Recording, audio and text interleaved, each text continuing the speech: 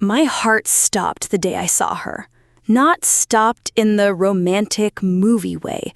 It stopped in the gut-wrenching, world-shattering way.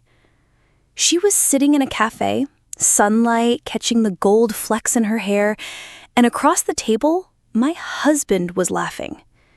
His hand was on her arm, a casual, intimate gesture that spoke volumes. The world narrowed to that single, horrifying tableau. The sound of traffic, the chatter of people, the music from the cafe speakers, all of it faded into a dull roar. All I could hear was the frantic hammering of my own pulse, a chaotic drumbeat against the silence of my shock. It felt like I had stepped on a live wire and the current was tearing through me, burning every memory, every promise, every shared laugh to ash. He had been lying for months, maybe years, and I was just now seeing the truth, laid out in the harsh, unforgiving light of day. This wasn't just betrayal. It was a complete demolition of my reality. I didn't confront him. Not then. I couldn't. I just stood there, a ghost on the sidewalk, watching them, feeling the cold seep into my bones. The woman, so young, so full of life. He looked at her the way he used to look at me, with that glint of pure admiration in his eyes. A flash of memory hit me. Our first date, years ago, in a cafe just like this. He told me I was the most beautiful woman he'd ever seen. The lie was so thick, so suffocating, I could barely breathe. I walked home on autopilot, my body a foreign object I was piloting through a world that had suddenly become alien. The front door, our living room, the photos on the mantle of us on our honeymoon, they were all a cruel mockery. A play I had been a character in. A play with a script I never knew was being rewritten behind my back. My husband came home later, whistling a happy tune. He kissed my forehead, asked about my day. "Just tired," I said, the words tasting like ash. He didn't notice the hollow ring in my voice, the way I flinched when he touched me. Or maybe he did, and he just didn't care. That night, I went to my study and opened my laptop. I wasn't looking for evidence. I already had all the proof I needed etched into my memory. No, I was looking for him. The man I had married. The man I thought I knew. I started with old emails. Our first conversations, the "I can't wait to see you again," and the "you're my everything." The digital echoes of a love that was now dead. I traced his digital footprint, a forensic expedition into the past. Our shared calendars, our financial records, the online photo albums. I was trying to find the exact moment the tide turned. Was it a specific argument? A stressful work project? A subtle shift in his routine? It was like trying to pinpoint the exact second a star goes supernova. The change was too vast, too complete, to be anything but cataclysmic. My investigation became an obsession. I wasn't just looking for clues to his affair. I was looking for the clues I had missed. The small, innocuous things that were now screaming with meaning. The late nights at the office, the new cologne, the way he'd always keep his phone face down on the table. Each discovery was a shard of glass twisting in the wound of my heart. The pain was no longer a sharp single stab. It was a constant, grinding ache. One evening, I found something. A single, cryptic email in a folder I didn't even know existed. It was a reservation for two, a weekend getaway to a small coastal town. A place he'd always promised to take me, a promise that now felt like a cruel joke. The date was 2 weeks away. This wasn't a fleeting mistake. This was an escape, a plan, a betrayal meticulously arranged.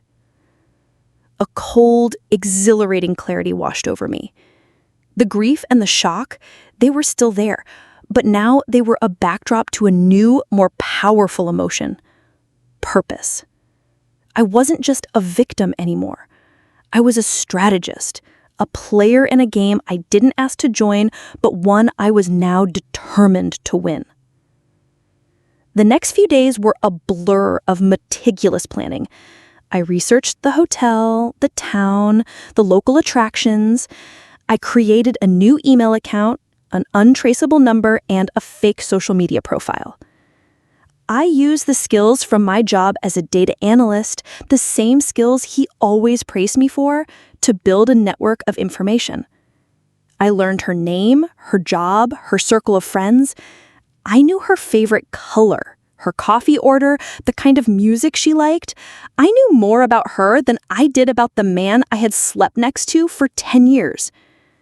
The irony was a bitter taste in my mouth. The weekend of their getaway arrived. I didn't say goodbye to him. I just told him I had a work trip and would be back on Sunday. The look on his face, a fleeting moment of relief, confirmed my suspicions. He was a terrible liar. I drove down to the coastal town not to confront them, but to watch. I booked a room at a different hotel, one with a clear view of the town square. I saw them walk hand in hand along the beach, saw them share an ice cream cone, saw him kiss her on the boardwalk. I saw the pure, uninhibited joy on his face, the kind of joy I hadn't seen in years. It was a punch to the gut, but I held my ground. I wasn't there for my pain. I was there for my plan. My revenge was not going to be loud. It wasn't going to be a scene in a restaurant, a tearful confrontation. That would be too easy, too cliché. My revenge was going to be quiet, precise, and utterly devastating. It was going to be a dismantling, not an explosion. I started with her. I sent an anonymous email to her boss with screenshots of her taking long lunches and using company resources for personal trips. Information I had gleaned from her publicly available social media posts and my own research. It was a subtle accusation, just enough to plant a seed of doubt. Then I went after him. I created a fake account and started posting anonymous, glowing reviews of his professional work, mentioning things that were specific and highly detailed, things only someone on the inside would know. Things that subtly hinted at a pattern of behavior that was borderline unethical.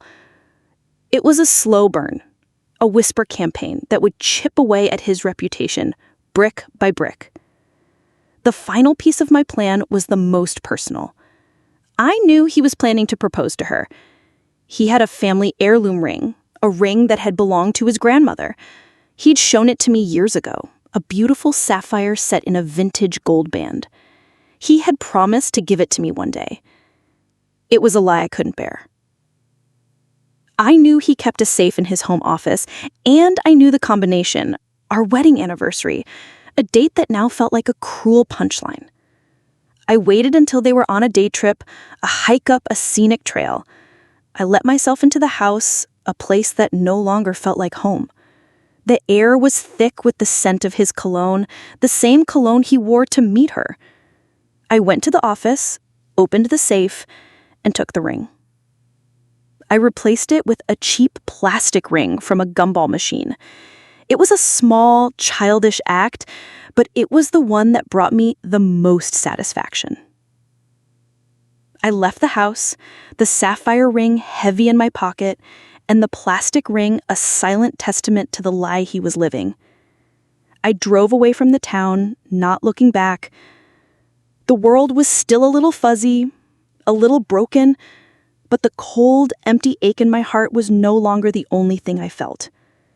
There was a flicker of something new, a tiny spark of a new beginning. I didn't know what the future held. I didn't know if the revenge would work or if it would even matter in the end. But for the first time in a long time, I wasn't looking back. I was ready to start walking forward into a future I was finally in control of. The pain was still there, a ghost in my heart, but it was no longer a cage. It was a foundation. And on that foundation, I was going to build something new. Something real.